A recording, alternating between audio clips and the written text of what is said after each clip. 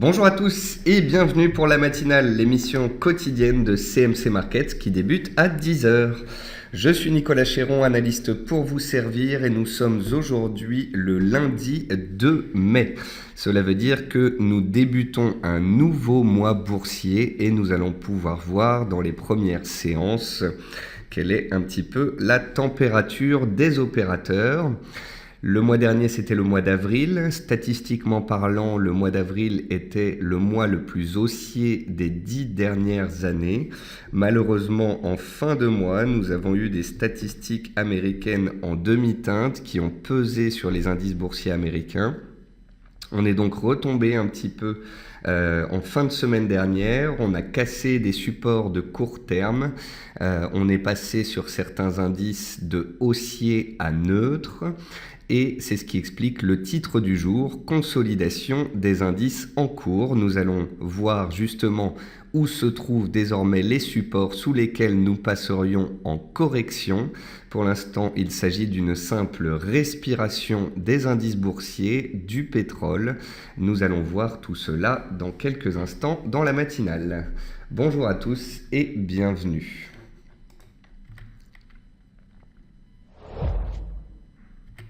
Comme tous les matins, voici un avertissement sur les risques concernant le caractère purement informatif de cette présentation et les CFD. Je vous laisse en prendre note.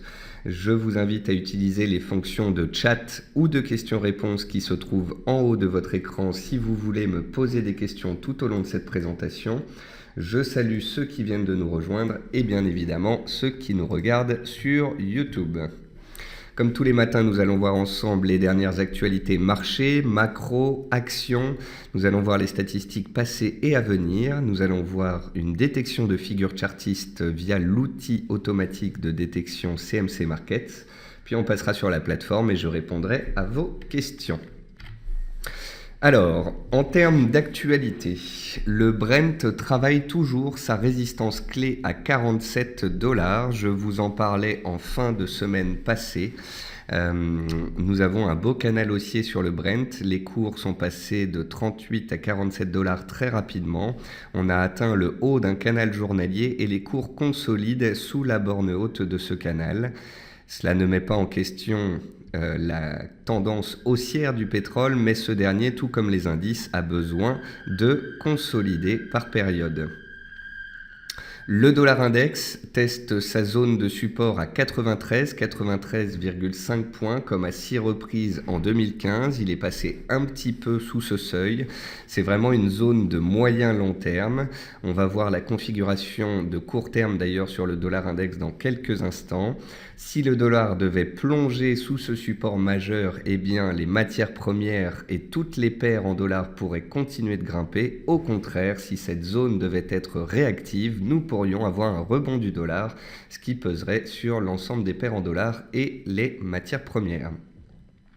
Le Nikkei perd 3,11%, de nouveau pénalisé par la progression du yen. Le yen est à un plus haut de 18 mois, ce qui correspond sur l'USD yen aux 106 yens. Vous n'êtes pas sans savoir que quand le yen s'apprécie, il pénalise les sociétés exportatrices et il pénalise donc le Nikkei. Et pour l'instant, la Banque du Japon regarde mais n'agit pas.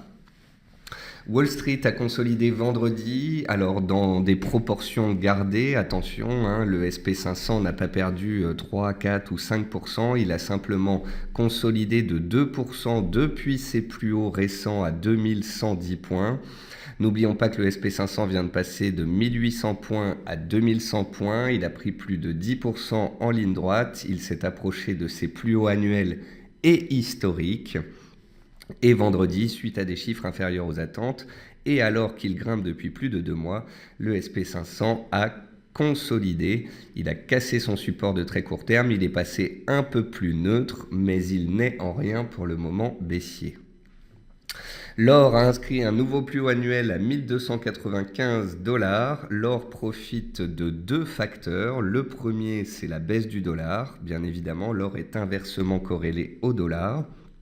Et puis le deuxième facteur qui joue en faveur de l'or, du métal jaune, eh bien ce sont les obligations, étant donné que beaucoup d'obligations d'État sont passées négatives, eh bien certains fonds d'investissement préfèrent acheter de l'or qui a un rendement nul plutôt que certaines obligations avec un rendement négatif. En termes d'actualité macroéconomique, le directeur de l'Agence internationale de l'énergie, donc l'AIE, voit les stocks de pétrole commencer à baisser fin 2016. Il confirme qu'il faudra un retour à 65 $ pour que l'industrie du pétrole de schiste reparte. Le directeur de l'Agence internationale de l'énergie parle également de l'investissement. On en avait parlé dans un webinaire spécial sur le pétrole. En effet, en 2016, eh bien, il y a une baisse des investissements dans le secteur énergétique et il faudra absolument que ces investissements redémarrent afin que le secteur puisse repartir de l'avant. Mais bien évidemment, avant ça, il faut purger le marché, faire baisser les stocks et ensuite nous verrons si les prix se tendront de nouveau au-dessus des 50, puis à plus long terme au-dessus des 65 $ afin que l'industrie du pétrole de schiste reparte. Je vous rappelle que certains pays du Golfe, comme l'Arabie Saoudite, n'ont pas particulièrement intérêt à ce que les prix du pétrole repartent très rapidement à la hausse, car si les prix repartaient très fortement à la hausse, eh bien l'industrie du pétrole de schiste pourrait redémarrer aux États-Unis. Il est donc c'est une stratégie potentielle des pays du Golfe d'inonder le marché pétrolier afin que les prix restent bas un certain temps, peut-être toute l'année 2016, et que certaines entreprises américaines qui sont dans le pétrole ou le gaz de schiste puissent faire faillite. Donc ça, c'est vraiment un combat entre deux économies principalement, l'Amérique et l'Arabie Saoudite, qui sont tous deux producteurs de pétrole. Mais il y en a un, c'est les États-Unis, qui a besoin de 65 $ le baril, alors que l'Arabie Saoudite, elle, a déjà expliqué pouvoir produire à 20 $ le baril. Ça lui est égal, notamment si elle peut gagner ainsi des parts de marché. Les analystes Bloomberg tablent sur une baisse de 25 à 40% des bénéfices des bancaires françaises au premier trimestre 2016. On a eu la publication de nombreuses sociétés américaines jusqu'ici avec des bénéfices et des chiffres d'activité en baisse. C'est la même chose sur les bancaires européennes et on verra si ces chiffres sortent un petit peu supérieurs au consensus ou au contraire pire qu'attendu. D'ailleurs, à ce sujet, 57% des entreprises du Standard & Poor's ayant publié ont fait mieux que prévu en chiffre d'affaires. La moyenne est à 60%.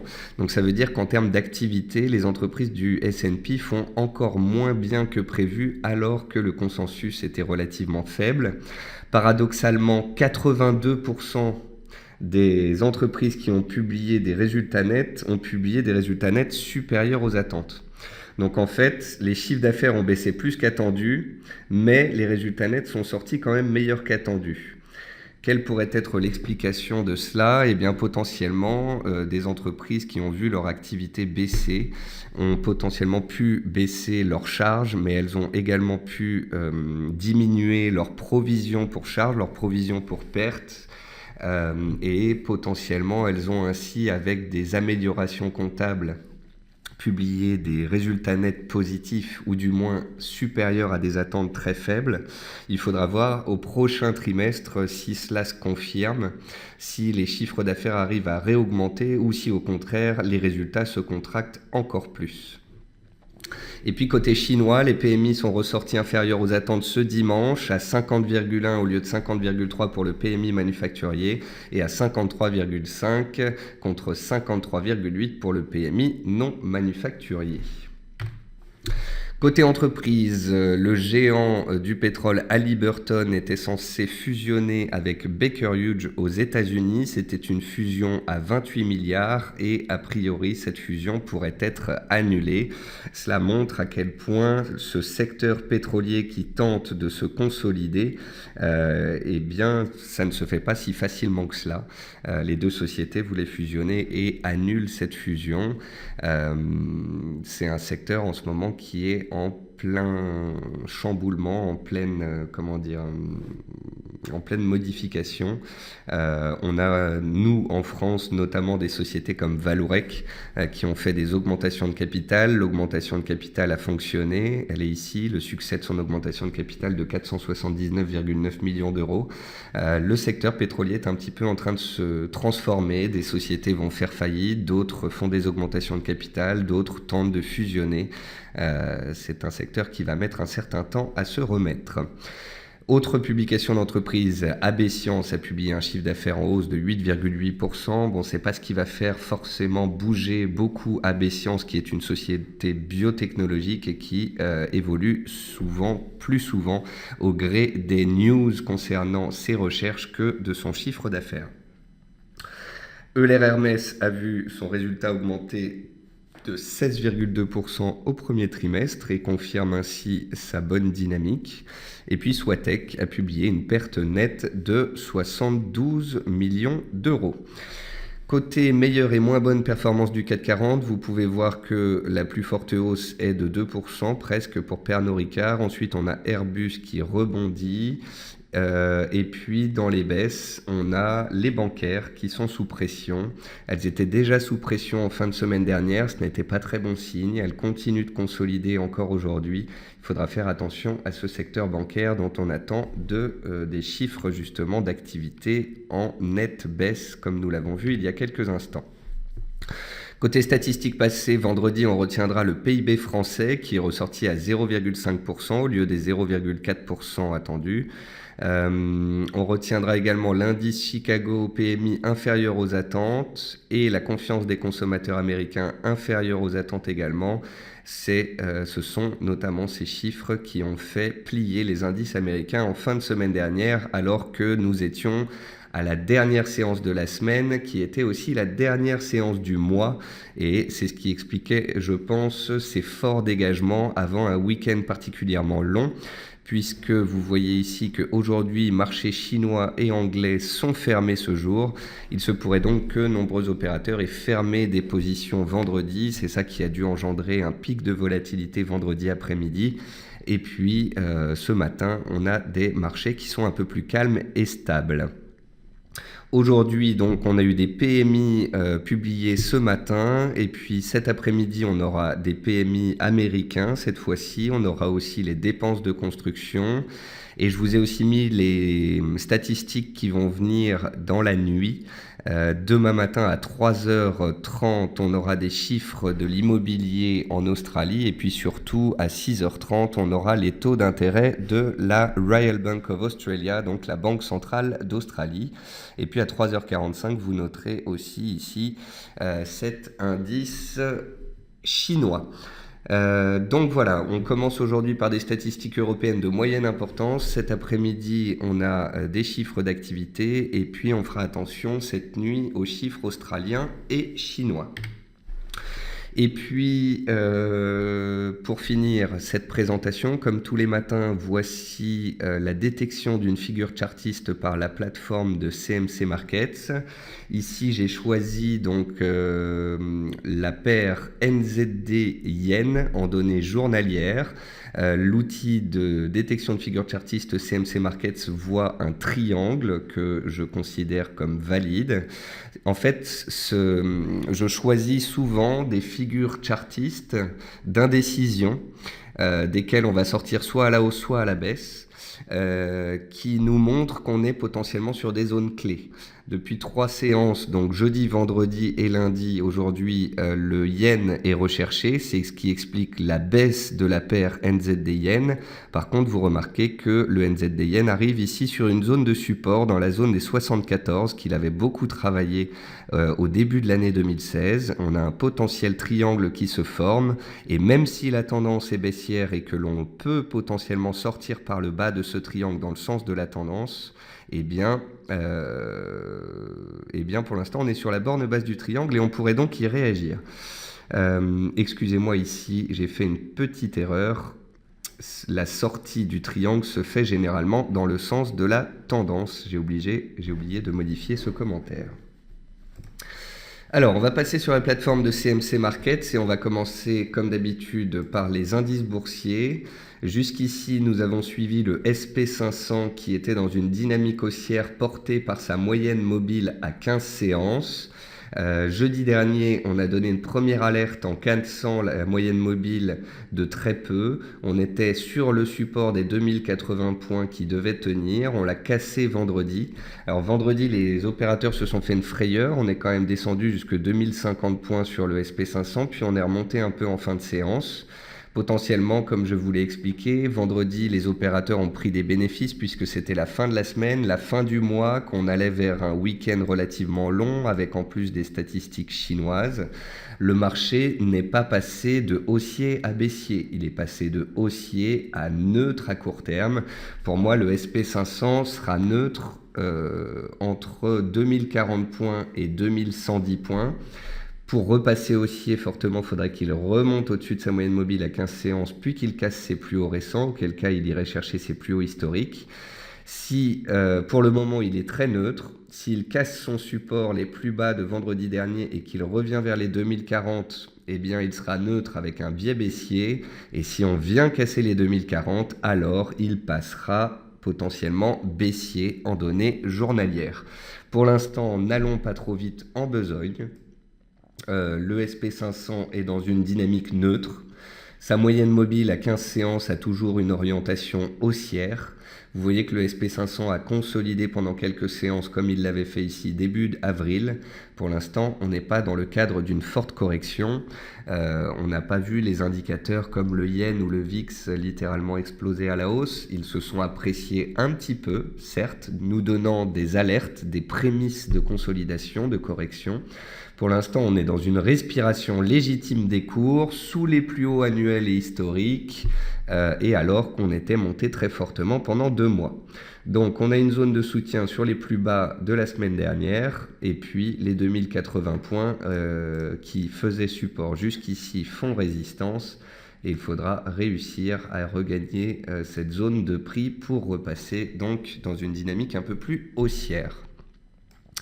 Sur le CAC et le DAX, les consolidations ont été un petit peu plus violentes. La raison en est simple, le CAC et le DAX sont des indices suiveurs. En plus de cela, il faut noter que la paire euro-dollar s'est appréciée au-dessus des 1,14 en fin de semaine dernière. Quand l'euro-dollar monte, eh bien, il pénalise les entreprises européennes. On avait vu jeudi et vendredi que les cours du DAX étaient dans une consolidation et qu'ils pourraient revenir en direction de la moyenne mobile à 20 séances, qu'il ne faudrait pas casser. Nous y sommes. Nous voilà donc sur une zone clé, la zone des 10 000, 10 050 points. À 10 000 points, on a le seuil psychologique. À 10 000 40, 50 points, on a la moyenne mobile à 20 séances. Et on a aussi ici tous les plus hauts du mois de mars en clôture qui font théoriquement support. Tant qu'on tient au-dessus de cette moyenne mobile à 20 séances, on est dans une consolidation légitime d'un mouvement haussier précédent. Si on vient casser cette moyenne mobile à 20 séances, alors la dynamique haussière en prendrait un coup. Et si à moyen terme, on passe sous le gap ici des 9800, 9850 points, alors là, on passerait potentiellement baissier et on parlerait de redémarrage baissier de la tendance de fond du DAX qui reste baissière depuis plus d'1 an. Donc là, on est un peu à la croisée des chemins. On a des indices américains qui plient mais qui ne rompent pas. On a des indices européens qui consolident un peu en direction de leur support, étant donné que les États-Unis consolident et que l'euro s'est apprécié. Nous voilà sur des zones de prix clés. On n'a pas de rendez-vous avec des banques centrales avant le mois de juin. Donc on va désormais évoluer au gré des fondamentaux qui seront publiés au fur et à mesure de la semaine. Et puis le CAC 40 ressemble beaucoup au DAX, mais en un petit peu moins puissant. Vous voyez que sur le CAC 40, on a cassé la moyenne mobile à 20 séances en clôture vendredi et elle fait résistance ce matin. Le CAC était haussier jusque la semaine dernière. Là, avec la chute de fin de semaine, il repasse neutre. Il travaille sa moyenne mobile à 20 séances. Il est sur un support clé à 4425 points. Ce sont les plus bas du lundi 18 avril. Si on arrive à tenir cette zone de prix, on pourrait relancer à la hausse dans le sens de la dynamique de fond. Si on vient casser ce support ici, on passera neutre avec un biais baissier. Et si on vient à casser le gap ici de continuation à 4360 points, c'est que potentiellement les vendeurs auraient repris la main. En tous les cas, voilà, on est dans un marché de respiration, de consolidation. Aux États-Unis, cette respiration est relativement soft pour le moment. En Europe, elle est un petit peu plus violente étant donné que les indices sont un petit peu moins haussiers et que l'euro-dollar pénalise les actions européennes. Mais voilà, on parlait de support de court terme d'importance la semaine dernière. Eh bien, nous y voilà, nous y sommes revenus et si les acheteurs doivent se montrer, c'est dans la zone actuelle de prix. Donc voilà pour les indices boursiers. On peut regarder aussi le VIX, l'indice de volatilité. Vous pouvez voir donc que jeudi et vendredi, le VIX est reparti nettement à la hausse, puis il a fait une mèche en fin de séance et aujourd'hui, il stabilise sous la moyenne mobile à 20 séances. Si le VIX réaccélère vers ses plus hauts de vendredi, il faudra se méfier, il y aura des accès de faiblesse sur les indices. Si au contraire le VIX échoue sous sa MM20 en clôture et repart à la baisse, qui dit baisse du VIX dit complaisance et donc hausse sur le marché action. Encore une fois, aujourd'hui, les marchés chinois étaient fermés, le marché anglais est fermé, les opérateurs attendent les indices et donc les traders américains avec les statistiques américaines cet après-midi. Alors, j'ai pas mal de commentaires, je vais vous y répondre juste après. Effectivement, c'est très intéressant.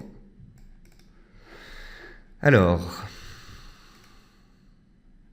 dans les hausses, on a Areva qui se reprend. Il est intéressant de voir que ce titre qui était fortement baissier en 2015 et délaissé depuis le début 2016 tente une reprise technique.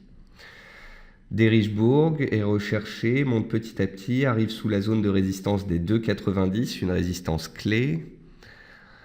On a peu de réactions à des résultats d'entreprise. On a des titres en fait qui sont dans des consolidations de court terme et qui tentent de se reprendre ou qui sont sur des supports. Hermès prend 1% suite à sa publication de résultats. Vous voyez qu'il y a beaucoup de titres qui sont neutres. Sanofi pesait beaucoup vendredi. Elle a perdu presque 5%. Aujourd'hui, on a un rebond technique du titre. D'ailleurs, on peut voir d'un coup d'œil rapide que on a une zone de support ici oblique qui passe par les plus bas et qui entraîne une réaction. On n'a pas beaucoup de volatilité sur le marché action, pas de forte chute non plus. Alors Beneteau reste délaissé, le titre chutait la semaine dernière suite à la publication de ses résultats. Là, on arrive sur les plus bas de 2016. Si on les casse, il pourrait y avoir une nouvelle accélération baissière. Toutes les actions du secteur de l'énergie, du pétrole chutent, étant donné que le pétrole a fait un point haut de court terme vendredi et consolide ce jour. CGG Veritas, Morel et Prom, Valourec, Eramet, tous ces titres-là consolident. On retrouve aussi Selectis, donc société biotechnologique qui consolide. Airbus avait publié des chiffres un petit peu en deçà des attentes et continue sa consolidation. Souvenez-vous, je vous avais montré le titre Airbus à moyen long terme qui plafonnait ici et qui pourrait consolider si les cours venaient à sortir par le bas de cette zone de prix. Bon, on n'a pas de gros chamboulements sur le marché action. On a une petite consolidation du secteur bancaire, une consolidation légitime du secteur de l'énergie avec la baisse du pétrole. Et on a des indices qui respirent après des mouvements haussiers qui avaient eu lieu pendant 2-3 semaines. Alors, on va passer donc sur les matières premières. Dans les matières premières, donc voici le pétrole WTI. Alors, j'avais un canal qui partait du plus bas ici du 20 janvier. J'ai réajusté mon canal en prenant le point bas du 21 février et le point bas du 5 avril, donc les deux points bas les plus récents. J'ai modifié un petit peu mon graphique car mes deux points bas ainsi que les points hauts récents se coordonnent parfaitement. Et donc vous voyez qu'avec ce canal réajusté sur le Brent, on a bel et bien donc ce beau mouvement haussier en 3 temps. On a la résistance des 47-48 dont j'ai parlé dans mon analyse qui a été travaillée. Et puis depuis qu'on a touché cette zone de résistance, on consolide.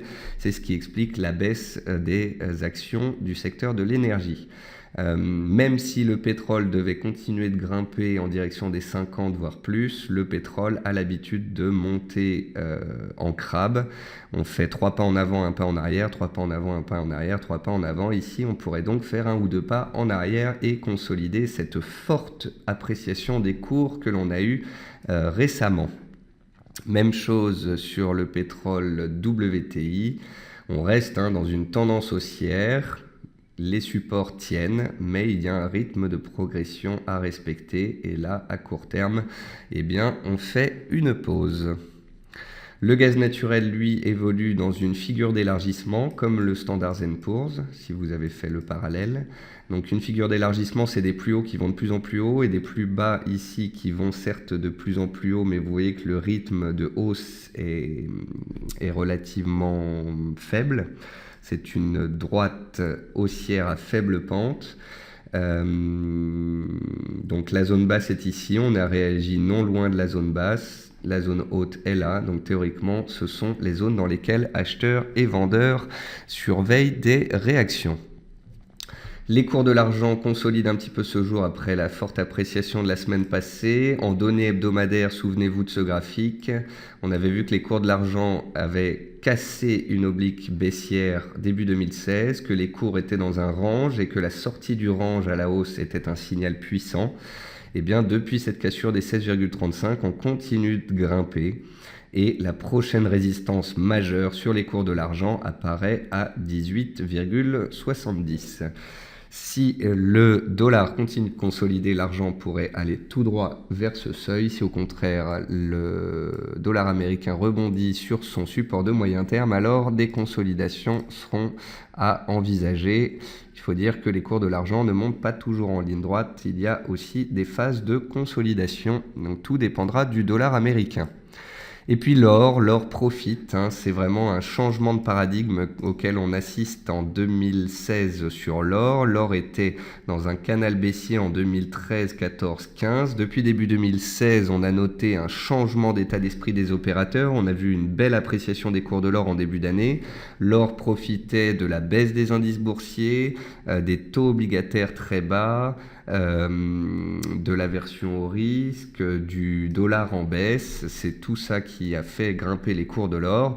Étant donné que la semaine dernière on a eu de l'aversion au risque et puis un dollar qui se dépréciait, on a de nouveau eu donc une attaque haussière sur les cours de l'or.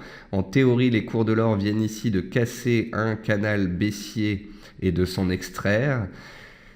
Mais je fais très attention à cet hypothétique signal car les cours de l'or sont également sur les 1300 $, zone de résistance horizontale qui date de début 2015 et le dollar américain est sur un support majeur.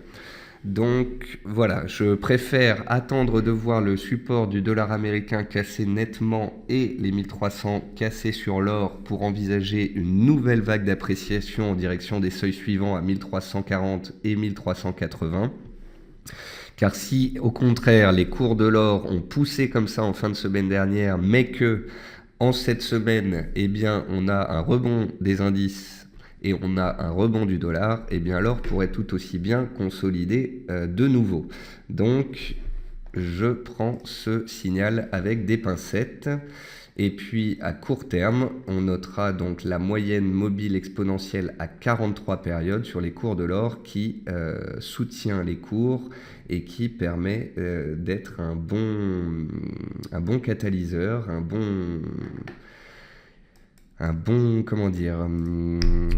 c'est un support dynamique. Voilà, vous avez des supports et des résistances qui sont horizontales et obliques et vous avez des supports dynamiques que sont les moyennes mobiles. Si le dollar se reprenait, on pourrait très bien avoir l'or qui reviendrait vers sa moyenne mobile avant éventuellement de repartir à la hausse. Voilà, tout ne se fait pas toujours en ligne droite et ça dépendra beaucoup du dollar américain.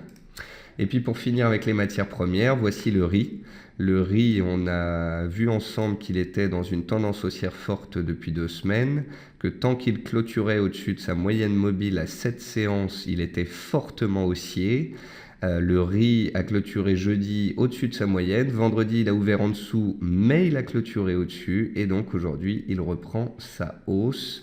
Belle éjection des cours du riz d'un canal baissier de moyen terme. Et tant qu'on est au-dessus de cette moyenne mobile, eh bien, la hausse peut perdurer.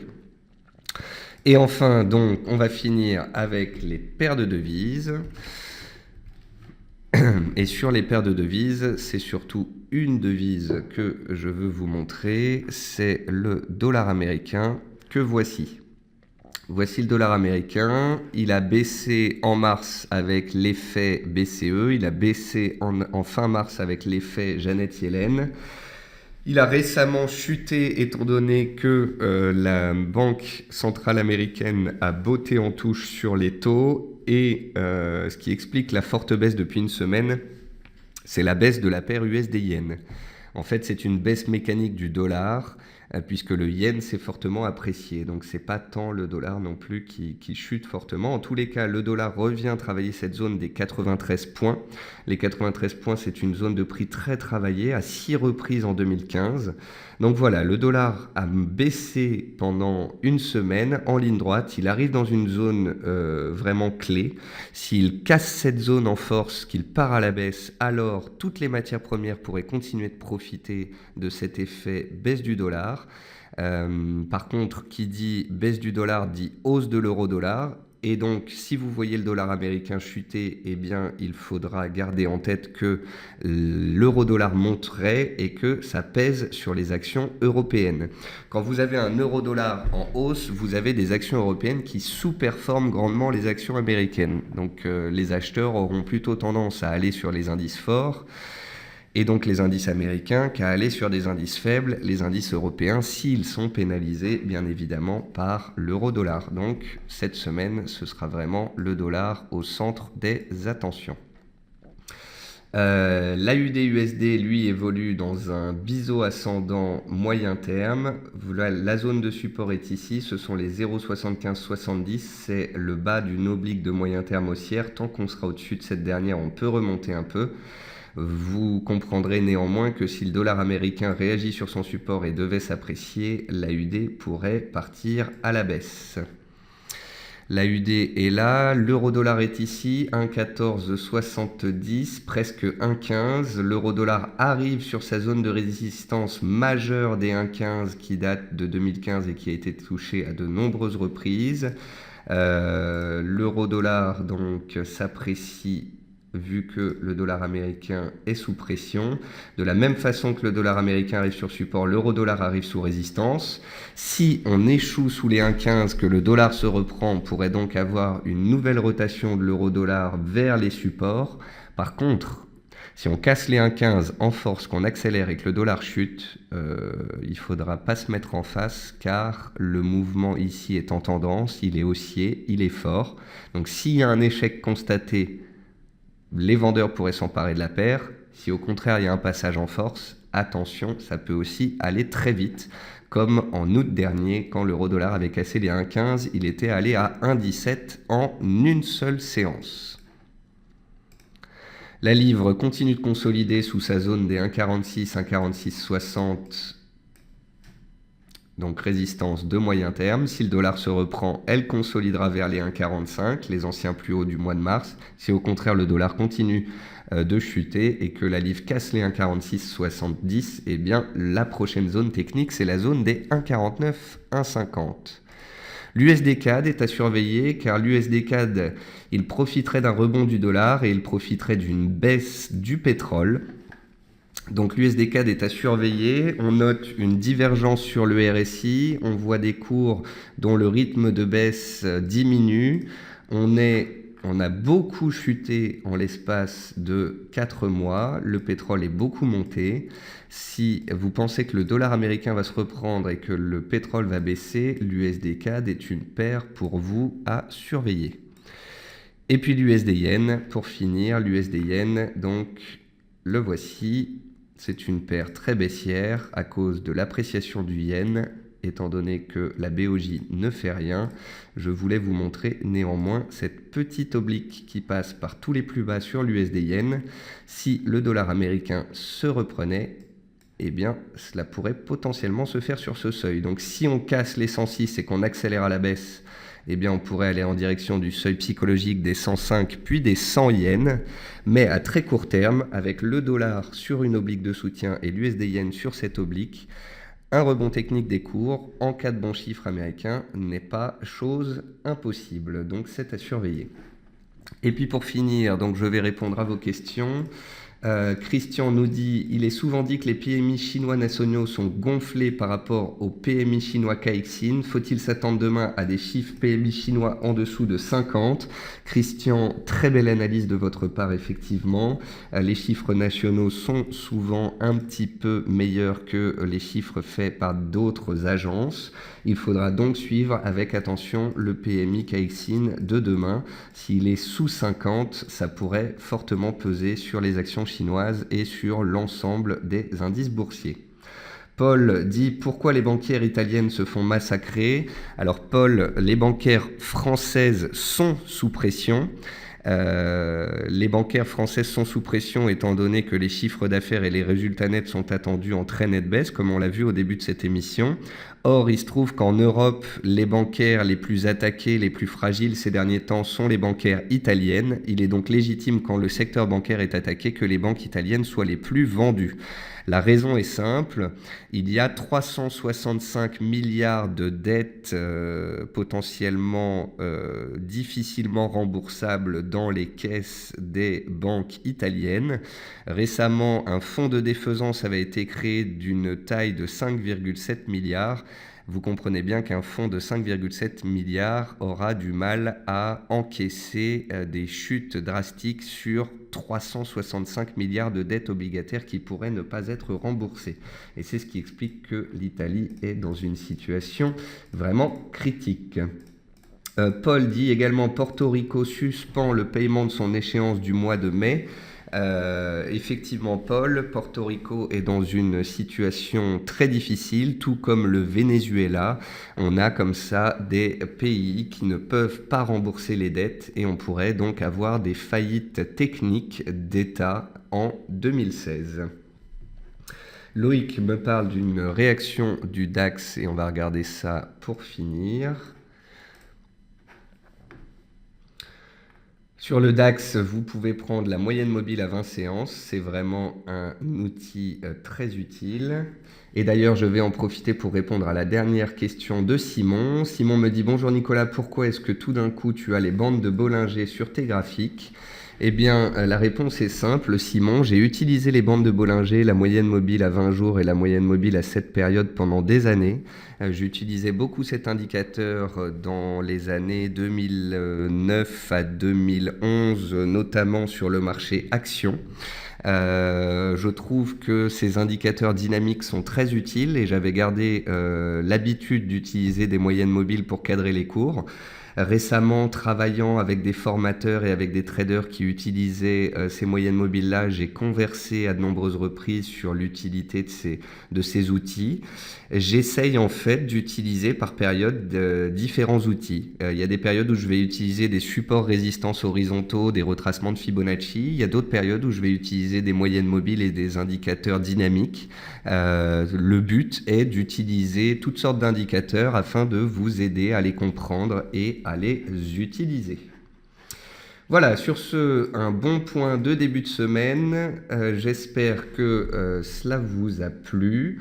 Je vous remercie à tous d'avoir été présents pour ce rendez-vous quotidien et je vous retrouve demain matin à 10h avec grand plaisir pour la matinale. En attendant, je vous souhaite à tous un bon appétit, une bonne journée, je l'espère, ensoleillée. Et vous pouvez me retrouver sur Twitter. Vous pouvez également retrouver un point sur les bourses donc fondamentales ici sur le site de CMC Markets qui s'appelle Une accalmie provisoire. Cela vous aidera potentiellement dans votre réflexion sur le niveau actuel des indices et sur les suites possibles à moyen terme. Voilà, sur ce, je vous souhaite à tous une bonne séance et je vous retrouve sur Twitter dans la journée et sinon demain matin pour la matinale.